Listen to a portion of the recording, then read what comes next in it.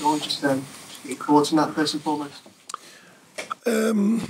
Defensively, a shift was put in by the players and was pretty effective on the defensive side of things. But on transition, so many giveaways, so many loose passes, and that first pass is so important. Wrong decision making. So we never really got to grips with that side of things on transition. Or dealing with the ball, to be honest. The idea of being brave with the ball, I don't think it was there today. It has been more or less this season, but not so much today. But I must say, that's a very good side, I thought, and some said they haven't started that well. Well, they look like a decent outfit to me. An outfit that went second last year and spent a couple of £100 million. So they're a pretty good outfit, that's for sure. And it's not just in with the ball.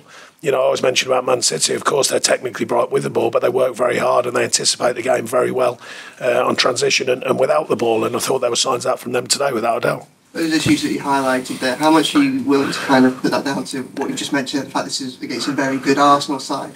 Or are you more concerned longer term just around what? No, our growth is still, where we are. There's a reality. I spoke very clearly at the end of last season. Nothing was solved. I said there's massive work to be done. I must say I thought we'd have more points on the board by now because of the performance levels we've shown, but the league doesn't lie. So therefore that's that. Against these, it is a tough ask, and I thought, like I say, they played well.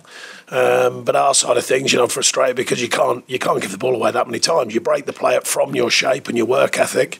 A number of times we gave the ball away or made poor decisions, and then of course having the energy and the mental energy that when you do work in transition, you're then active. Not just everyone waiting for the chance to break or the chance to build. Then everyone's active, and I think that kind of link on transition was missing. And I think in the end we weren't effective enough to ask many questions of Arsenal. It's 3 consecutive home defeats, but go to Brentford away next week, and then there's a double header against Luton and Bournemouth, which presents an opportunity for Everton. What do you think needs to change to kind of to turn the performances to underline some of the results so far? The details, they score what would be deemed a good finish day from their lab, which it was, but the details, tuning in, anticipating the game. Arsenal did it much better than us in and out possession today. The details of football are not always as clearly obvious on the eye. I can see it, but the transition of football, people reading situations, and people delivering the details. It just is so big that it sounds easy when I throw that word out there, but when you've been in the game as long as I have, you understand it more clearly. And I think our players, we're still trying to get them to understand how important everything that happens in a game is. Not just some things, not just a good day or a bad day. What about every single detail of the game? And I think we haven't put that learning onto the pitch yet so far this season because of the obvious reason. We've been conceding softish goals from our point of view, made so many chances and not finding the clinical moment in the opposite box. And that's because of the details. That's how important they are. Just ask what the thought process was behind McLean coming on the left. Right? Yeah, just balance, trying to find that balance. I think Miko had 2 solid performances while he's been away. I've been waiting for him to get fit. I thought he played well today. He stayed at it. I thought Jared was good again today. That's pleasing. Young centre-half earning his spurs. There were some pleasing aspects to the game, but just against Arsenal, I'm not just going to brush that away. We want to do better for ourselves with possession. We want to build from the back better. There wasn't any clear signs of that, and we've got to. And then if we're not playing that well because they're pressing you, then you've got to play well in different ways and be effective in other ways. I don't want to cry in too much. I can't work out we don't get a penalty for Duke for the simple reason that second half Beto pushed it past centre half and he gets booked. It's a very similar kind of challenge to me. But then again, I think we all lose. Well, not lose clarity, I would suggest, on what penalties are, what penalties are not. 4 minutes at the end. 2 weeks ago, they almost can't wait for a goal by adding more minutes onto the 8 minutes. Yesterday, I think it was 17 minutes of Villa. Who knows? I mean, I don't know some of these things. I know it'll take a while to iron out. Who knows? But you do need some of them things to work for you, not against you. That's for sure. The expectation this season has been that there's more time and added time in games. And like you say, United and Brighton. You brought on Shaviti and Garner, obviously trying to do some dignity up front. Would you hope that they would have that extra time? Yeah, I mean, by then, you're searching for something, you're searching for a moment, but it does happen, as we know. 4 minutes, I was very surprised, let's put it that way. And I think everyone in the stadium was very surprised after what we've been told in the directive of the new season. after what I'm seeing with my eyes, after what the feeling of other games has been, other games we've played in, let alone all the numbers that I keep seeing across football.